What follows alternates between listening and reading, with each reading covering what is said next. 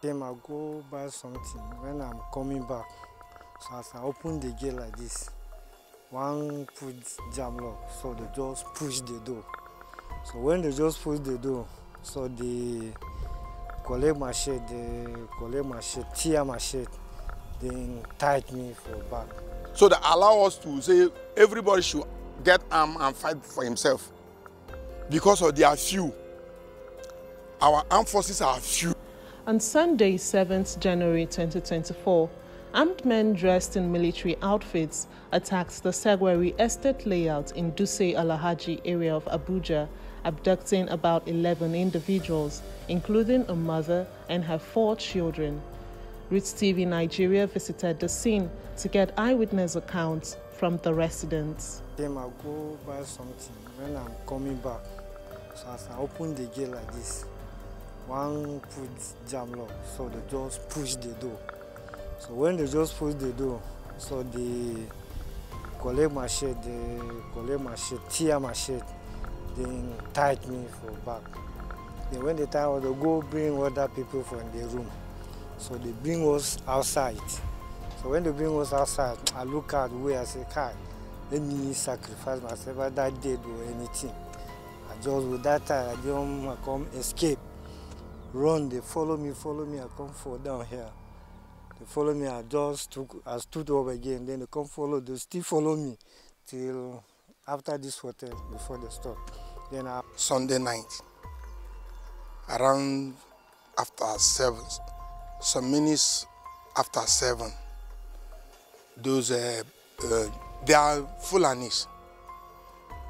No two ways about it. Either, I don't know Fulani, whether Nigerian Fulani or foreign Fulani, but they are all Fulanis. They are my wife saw them. My wife saw them when they entered this hotel and picked those 2 guys here. My wife was outside here washing clothes that time.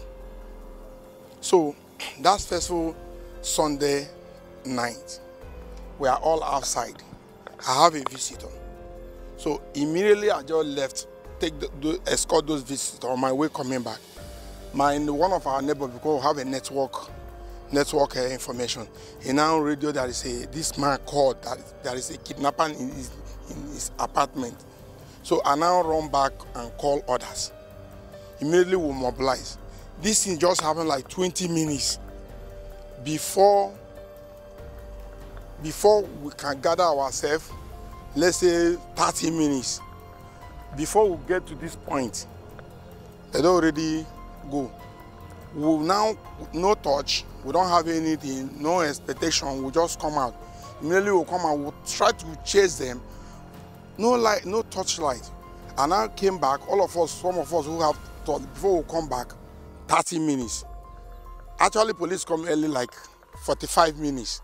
Police here, there are 4 police with arms. They couldn't do anything. Okay, police were here, JSS were here, right? In fact, all security agents were here, you understand, but try to find out what happened and the measures they can take, you understand, but to, if possible, to rescue these victims. So, but as we're talking now, we're expecting those people, if at all they demand to call and demand for ransom, they never call yet. So we're waiting. These guys came, they are armed, but they only knock. Most of our mistake here, we are not trained our children or our wife. Maybe if somebody knock, try to know who are you? Because the 3 houses, they only knock, they open door for them. It's only this one. This girl opened door. They now enter. She run out and enter here. So they follow her to this place. And now even though the girl, they run, go back and hide, they now pick those staff of this hotel.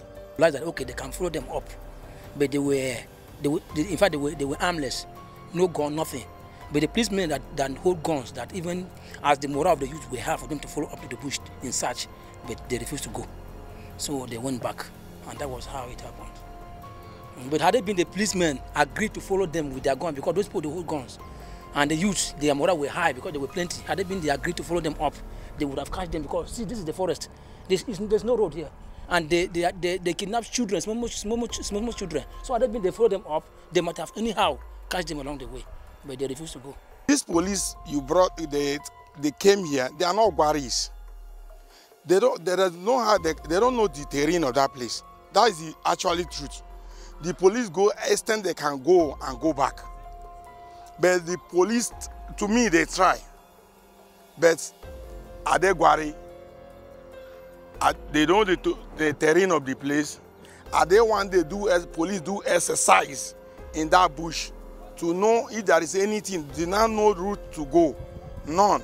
They just send an innocent soul, maybe an Igbo man, a Yoruba man, or Hausa man from Sokoto, from Gombe, to come here and combat crime.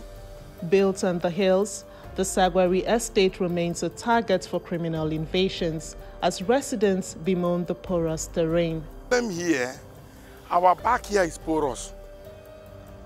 And you can, from this hill, you zoom, you can go to Pape, you can go to Katambe, you can go to Smandam, you can go to Buari, and nobody is living there. Vast, empty land. In short, you can patrol there for 2-3 days. You will not see it, except you see somebody maybe hiking the way you hiking, because people normally go there for hiking. Every Saturday, you see boys, girls go there for hiking. That's all. We are in a crisis. That's the truth. And I don't know, to me, I believe that by now, our forces could have said, we are tired. So that allow us to say, everybody should get armed and fight for himself. Because of their few. Our armed forces are few. Watch what happened to Israel as they are fighting. They bring all their sons and daughters, graduates, arm them to go and fight Palestinians. This reiterates the call for armed forces to be redeployed to their states and local governments of origin, where they are familiar with the terrain. Former presidential candidate of the African Democratic Congress, Dumebi Kachuku, is a strong advocate for this. Where I'm saying, you know what, we must get to a situation of state police or start ensuring that commissioners of police and people at that level must be posted to their states of origin and put in the public domain so people can examine it. Does this begin to make sense? I'm saying also that we cannot have a situation where only one element or one tribe seems to have the armaments or the weapons of warfare and you leave other people just defenseless. If we need to start training those people to defend themselves, because if you look at it, really, how many people do we have in the police force or in the Nigerian army? And this war is widely dispersed.